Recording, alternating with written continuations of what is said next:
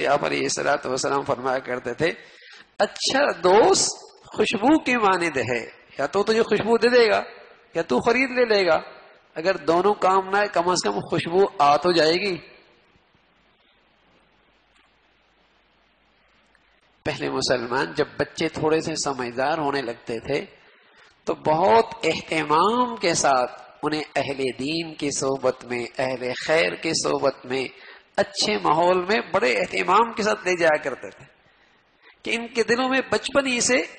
اچھی صحبت، اچھے لوگوں کی عظمت، محبت، احترام پیدا ہو جائے، ان کی ساری دینداری کی عمارت کھڑی اس پر ہوگی، اچھے لوگوں کی محبت۔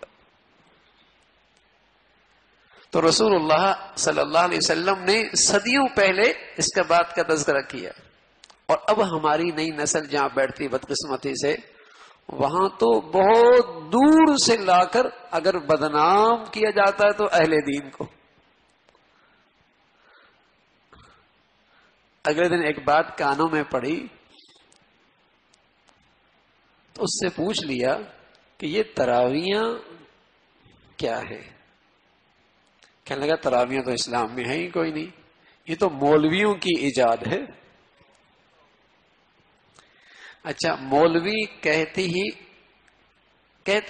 اس چیز کی عظمت اہمیت کم کر دی جاتی ہے، یہ لفظ اتنا بدنام کر دیا گیا کہ یہ کہتی ہے اس لفظ کی اہمیت کم کر دی جاتی ہے۔ پہلے تو اس کی اہمیت کر دی گئی کم کہ حضور نے جی پڑھی نہیں، تھوڑے دن پڑھی، 20 نہیں پڑھی، حضرت عمر نے پڑھی، اس کو 6 پڑھ لو، 8 پڑھ لو، 12 پڑھ لو۔ اب آنے والی مخلوق کہنے لگی ہے ہی نہیں، یہ تو مولویوں کی ایجاد ہے۔ اگر اس نادان سے یہ پوچھا جائے کہ اگر وہ مولوی حضرت عمر ہیں اور حضرت عثمان ہیں اور حضرت علی ہیں اور ان کے ساتھ ہزاروں صحابہ ہیں جنہوں نے اہتمام کے ساتھ یہ تراویحوں کا اہتمام کیا، تو اگر یہ مولوی بھی قابل اعتماد نہیں ہیں تو پھر تو سارا دین ہی ہمیں ان مولویوں کے واسطے سے ملا ہے، سارے دین کی چھٹی ہو جائے گی۔ سارا دین صحابہ کے واسطے سے ملا ہے۔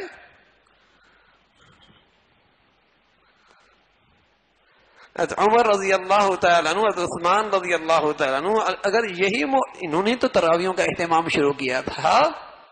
حضور علیہ الصلوۃ والسلام نے چند دن پڑھائی اس خیال سے کہ امت پہ فرض نہ ہو جائیں، لیکن صحابہ چونکہ نبض شناس تھے اور ان سے بڑھ کر نبی کا مزاج اور نبی کی طبیعت سے کوئی باخبر نہیں ہو سکتا، نبض شناس تھے، آپ کے جانے کے بعد یہ خطرہ موجود نہیں تھا کوئی چیز فرض ہو جائے گی، تو انہوں نے تراویحوں کا اہتمام شروع کر دیا تاکہ یہ سنت ہی رہے۔ اور وہاں سارے صحابہ اہتمام سے پڑھ رہے۔ میں عرض کر رہا ہوں کہ ہر برائی اہل دین پر، اہل خیر پر، اور جو ہماری نئی نسل اسی کو سنتی ہے تو وہ بیچاری ویسی بدکنے لگتی ہے، وہ ویسی بدکنے لگتی ہے کہ پتہ نہیں کیا ہو جائے گا، یہ کون سی مخلوق ہے، جنگلوں سے آئی ہے، پہاڑوں سے آئی ہے۔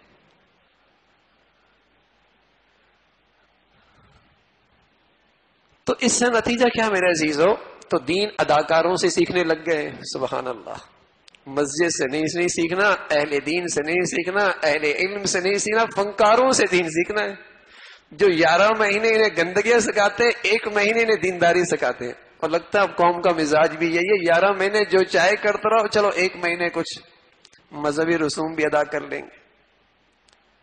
تو اس کے مزاج کے مطابق ہاں اب یہ انہیں دین سکھانے لگے ہیں، اور پھر ان کی حرکتیں دیکھیں، ادھر دین سکھا رہے ہوتے ہیں اور ادھر ان کی گھٹیا حرکتیں دیکھیں، شرم و حیا سے خالی۔